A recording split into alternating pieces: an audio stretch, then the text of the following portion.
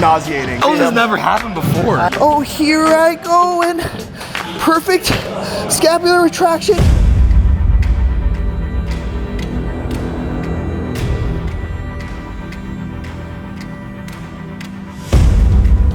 Here again at Iron Religion Gym, this time with big Eric Janicki. Finally got to get a workout with him. I'm excited. We train similar, pretty much the same. Pretty much the same. But literally, it's gonna be so much technique, it's gonna be nauseating. Too much control, so just pay attention. Let's learn some. It's basically gonna be a Sam Sulek video, essentially. And minus 20 subscribers. We finally reached 600,000 subscribers. Not only did you subscribe to the channel and click, but you stayed and watched videos even longer. Your support has been the driving force behind my channel's success. And because of your support, I'm doing an exciting giveaway. I'm giving away 6 gift cards valued at $100 to be used at bluestarnutraceuticals.com. Now, how do you participate? Well, you just continue watching this video right now, then leave a comment, and then most importantly, make sure you subscribe to my email list. This is not only just enters you into the giveaway, but it also provides you with early access to site deals, invaluable coaching tips, and much more. Guys, your enthusiasm and support are the pillars of this channel. Good luck, and let's continue this amazing journey together. Iron truly sharpens iron. We're gonna hit some back, maybe little buys. We'll see where the world takes us on this workout. But like I always say, focus a lot more on the form cues and the way we're performing movements over the exercise selection, because everybody's gonna have different equipment at your gym. What I will say, peak contraction, time under tension, all of these things we talk about, and apply them to your movement pattern. So let's go, man. Let's go. Let's go. All right, we'll start with this to get a really good connection with the back. So this is obviously a pull down. The good thing about this is the handles allow for movement in the hands, and hand positioning is huge for back training because you can get a lot more scapular retraction sometimes by actually just turning those palms in. This is we call supination. Pronation is supination. So we supinate it here, like we're gonna rotate out and then we're gonna huge stretch. That's where a lot of people miss, and you see that I actually put this at the highest position, which is gonna allow me to get more stretch at the top of my reps. So that's something that's gonna be a theme throughout the course of this workout. It's getting more stretch at the top of every single rep. And a lot of people will do this with their back training, and you're just missing out on so much motor recruitment at the top of the rep. And also by keeping your tissue healthier by using longer range of the motion. If you train long, you remain long. So if you can train in nice, long, healthy range of motion, you don't have to do as much stretching, right? Because you're training in those lengthened positions and placing that tissue under load in that stretch position. I'm just listening to myself talk. Oh, this has never happened before. I know, right? If you get caught doing a warm-up with extremely lightweight and you're obviously not doing anything, make the rep harder. So overemphasize your stretch. Overemphasize the full contraction of the bottom. There's a lot of people, they talk about obviously maximizing hypertrophy, what's too much when it comes from volume, but that's not a set. I would never treat that as a set. Yeah. A set for me is something where I'm actually taxing my tissue within that, let's say 1 to 5 reps in reserve range. And I'm really pushing closer to that failure point. So I wouldn't never treat that, or probably even the next set, as a true working set. Getting that tissue warmed up and ready to kind of get towards that failure point. But you'll see, it's not really gonna be as much about the weight as it is about, really controlling that tempo. And that's what's gonna really push the tissue to the maximal limits without having to go 10 plates on this thing. We'll see what this feels like. A lot of people will be sitting back here. I prefer to be really tucked in because I want to be really anchored right at the hips. A lot of people will just go up slowly, but what I want you to do is really consciously feel like you're letting it go through your lats, you're almost holding on through your elbows as opposed to your hands. And that's what I tell people a lot, is pull with your elbows, not your hands. Your hands should be just a conduit through which to start moving the weight. Your elbows are actually what's going to be the driver. And I've been using grips for probably 8 years now, and everybody's like, oh, well, you're gonna have small forearms then. I probably have some of the biggest forearms of anybody I know. So I'm not really too worried about it, but what I would be worried about is my back getting limited by the fact that my grip's giving out way more faster than my back is. Yo, we get down, that's it, lock it in, there you go. Good work, good work, good work. Good. Good shit. Good. How's that for you? It was good. I mean, it wasn't incredibly heavy, but it was enough. Squeeze that shit. There you go. Beautiful, dude. I'd say I'm gonna go one more true working set. Try to go within that 2 to 3 with that really strict form. Yeah. What I wanna do on the last set is a little bit of pass failure reps. So what I like to do, it's something, especially towards my final sets, is hit my reps super strict for the first 8 to 10 reps, and then still with good form, but a little bit more body English, is rep through 5 to 10 slightly faster reps. So you created a ton of fatigue, what's called hypoxicity in the tissue with those super slow controlled reps, a lot of mind muscle connection. You've already built that up. It's almost like a mechanical drop set in the sense of you're changing your form. So maybe you can't do any more with a hold and a negative, but you use a little momentum and you can get 5 to 10 extra reps at the end of the set. So I'll show you guys. We literally train the same way. And knowing when to put in those like cheat reps, it's just caused a little bit of momentum to help so we can get the full range of motion. Good, shift down, shifting right down, that's it. Good work, good. Come on, jive right down, jive right down. Come on, I got you. Jive right down, there you go, good. Come on, jive. Good, drive. Good. This is like the perfect scientific training beats effort-based training because that shit sucked, but it also was within reason of actually controlling the weight. So you saw I used some basically intensity techniques, what it's called, to induce more hypertrophy, but it was within reason of knowing I'm not gonna get hurt. I did my control reps, I had that really good blood flow, mind muscle connection, that I drove through those extra reps to just really dig through that intensity, because you need to train with intensity. Yeah. If you're training with just science, you're like, oh, here I go, and perfect scapular retraction, and now you got 5 pounds in your hand, like, it's not gonna work. So at the end of the day, you still need to train hard, but you can do it smart at the same time. The speed of the rep he was doing is still under control, right? So when you're doing these, don't attempt things like this until you can control the weight to begin with. Let's go 8 to 10, really good control. Nice. So you see too, how he gets that nice forward lean at the top of the rep and then digs down and back a little bit. What that allows you to do is drop the shoulder down and in and really retract your scapula and get really, really good contraction through your lat. Because if you're straight up and you don't lean back and you're here, you're gonna shrug the shoulders, it's gonna go all in your front delt and into your bicep. So he's doing a great job. Let's go like 1 or 2 more tempo. And then you're gonna send it. So my ascend's gonna be a little more control still, but I'm gonna use a lot of momentum from my hips. Yep. So just to fling it down and control it up. Yeah, baby. We're very similar training. And we have our similar techniques in terms of like going outside of the, technical control, but it still has intention. That's what you have to understand, that when we go in the gym, we have intention of exactly what we're doing. I'm just like kind of winging it. So you see how after my set, out of breath. After his set, out of breath. By training like this, you're increasing your aerobic capacity. You're actually increasing your cardiovascular health, because when you train for such long sets, you have to inevitably use a lot more oxygen to try to get through those. You get more tap. And so that's why I really don't do that much cardio in the off season. And my blood pressure is still great. My resting heart rate is super low. It's definitely a great way to work out. Obviously to keep yourself healthy, but long-term aerobically healthy as well. Exactly, yeah. All right, last set, we're gonna do a drop set. So just another intensity technique. I'm sure you guys are familiar with this one. I'm just gonna have him drop a plate off as I go, and I'm just gonna keep repping without really stopping that much. So I'm gonna let him take it off when I get there. So I'm just like decreasing the weight so we can continue to keep pushing harder and harder and harder. Let's take it. Absolutely stretch, good. Go ahead.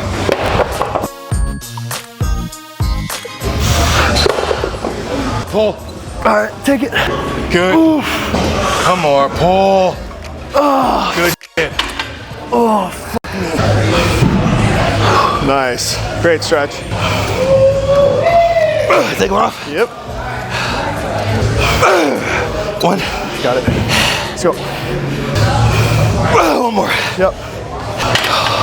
Fuck yeah. Brutality at its finest. Reps or weight. That's the only thing people talk about. How many reps are you doing? Oh, you do a lot of volume? We must do like 30 to 50 reps. It's like, no, there's other factors, other variables. How fast are you doing your reps? What is your time under tension? What's your range of motion? What's your rest time? It's not as simple as what is the weight you're using or how many reps are you doing, without just thinking about how much weight you're lifting, how many reps you're doing. So there's so much more that goes into it. I've never used this machine before, but I do like kind of variants where, first of all, I like trying different machines because I find it very fun. It's like kid in a candy store. But what we're gonna do is feet up higher on this. So this has higher foot plates. What that does is it allows you to anchor and get better leverage and not have to use as much of your lower back, so we can really focus on those lats. So what we're gonna do is really stretch like we were doing over there. We're gonna pull those shoulders down in and pull right below your sternum. Get a super nice stretch, retract those scap. We're using a mag grip here, so it's a kind of supinated position. So like we remember, supinated is palms up, which is gonna help us really keep that contraction in and stretch in the lats. Your elbows are gonna follow your hand position. So if I'm supinated, it's gonna allow my elbows to dig down and in. and get a really good pump through the lats. Look at his back. When as soon as he finishes, we're at 90 degrees here and here, right? He's a perfect end from here. And we finish exactly where we would be if we were actually just doing this horizontally. If you're having issues pulling down, I made these cues before, pull on this handle. Right now, my shoulders are up. Pull the handle down. Yeah. Just shift down right away. And I think I always like to say, cue your elbows. So push your elbows to the floor. So when I pull, they're just gonna stay down the entire time instead of being here and then riding up. Yeah. Very nice, really good stretch. Everything is very elongated. When you train in these modalities, you're obviously gonna keep the tissue so much healthier. Well, obviously, if you're training in these shortened modalities, your muscles are, those sarcomeres are gonna get shortened. So when you go and play flag football and you stretch a little bit past those normal length of positions, you're gonna tear your muscle, you're gonna get injured. If you don't care about getting hurt, if you wanna grow more, this is gonna help you a ton. Look at Eric, 8 years of training this way. Got a great healthy looking physique, that's for sure. Massive and flexible and mobile. Yeah.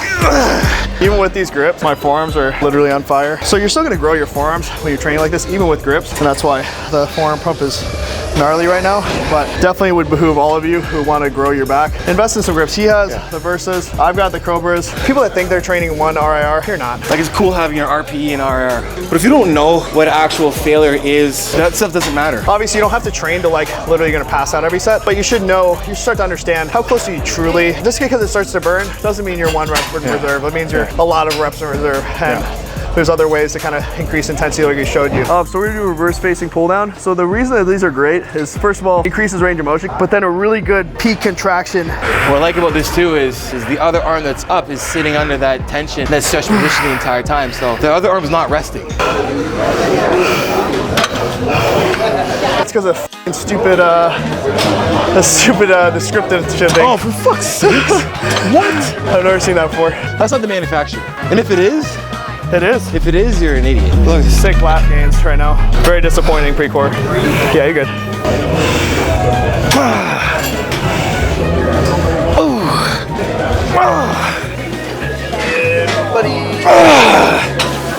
If you're gonna do a partial, this is where you want to do it. Up here, not down there, right? This is why I can't do his weight, guys. All right, you ready?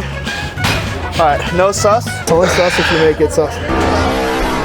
It's only sus if he starts moving his head. One of the biggest things I teach people is to match the angle of that vector of force. So in order to increase that mechanical tension on the lat, I don't want to be upright completely, because what that's going to do is turn into a tricep and rear delt movement. If I'm here, I'll get some lats inevitably, but I'm going to be pulling more back than I am going to be pulling through. So if I'm pulling back, I'm going to engage a lot of rear delts and triceps and make it more like a push down. So I'm going to dig in, squeeze. There's a difference between erecting the chest here and standing all the way up. See the difference? Good stretch, good stretch. And look at the arc of his arm. We're not pulling back, it's going in like a J shape, almost like a U, going down and backing in. Palm supinated all the way through. A little more palm up all the way to the bottom. And drive the hands out more, yeah. Drop it. Oh yeah. I'm 0% surprised, but still 100% impressed. Almost nobody can keep up with me in weight with tempo, and obviously it's a testament to the way he trains. He's able to, I like literally destroy very high level pro bodybuilders. They have to go half the weight in order to keep up with the tempo with me, but you can see that's a testament not to PEDs, not to anything else that has to do with the way he trains and the specificity in which he trains is why he's able to keep up with a guy who's, what, how much you weigh? Oh, 220 now. Yeah, so about 70 pounds more than Johnny. My body's adapted to being strong for a long duration under heavy load. And that's all it is. And your body's only gonna adapt to the environment you put it in. So if you consistently put your body in an environment where it's being challenged for a long duration, under a load substantial enough to continue to make you work but still be able to have good form, you're just going to get stronger on a bigger arch, and you're just dominate every time you train. That's it. Okay, last movement, as promised. It's just a feeler set. What I wanna do is leverage my body weight back, and then what I want to do is stretch, and then I'm going to roll forward and tuck into basically my abdomen. So I'm going to rock the body back, really good stretch, in and squeeze. Let's go, let's go. Come on, let's go. Push the body back and then pull it forward. Yeah, that's perfect. Holy fuck. Crazy, right? Good. stomach is almost literally sitting on his thigh.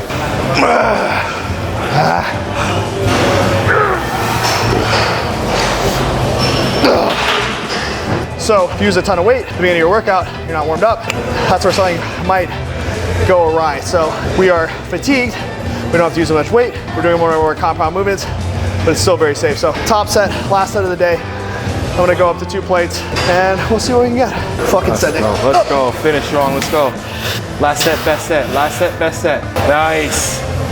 See, this is what I like, watching weight being moved, moving weight, contracting weight. We're not just pulling something from A to B. There's intention with every little bit of this rep. Let's go. Come on. Come on, folks, that's it. Keep it in, you got it. Good shit. There you go. Come on. Nice work, let's go. Nice, come on. Good, come on. Drive through, drive through. Good. Yeah, you're done. You still gotta do yours. You ever do that for me too? Huh? Damn it. Can we you get a Photoshop or something in? Can we superimpose my head over his? You know, it would work pretty easily. Nobody would notice.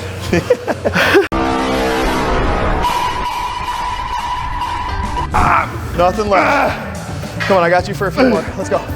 Pull. 2 more. 1 more. Yeah. Yeah, baby.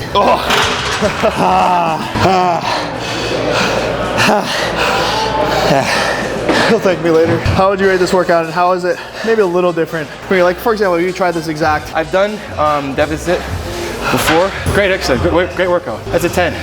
10, I love it. It's a 10, sure. It's a 10 because my biceps are not hard whatsoever.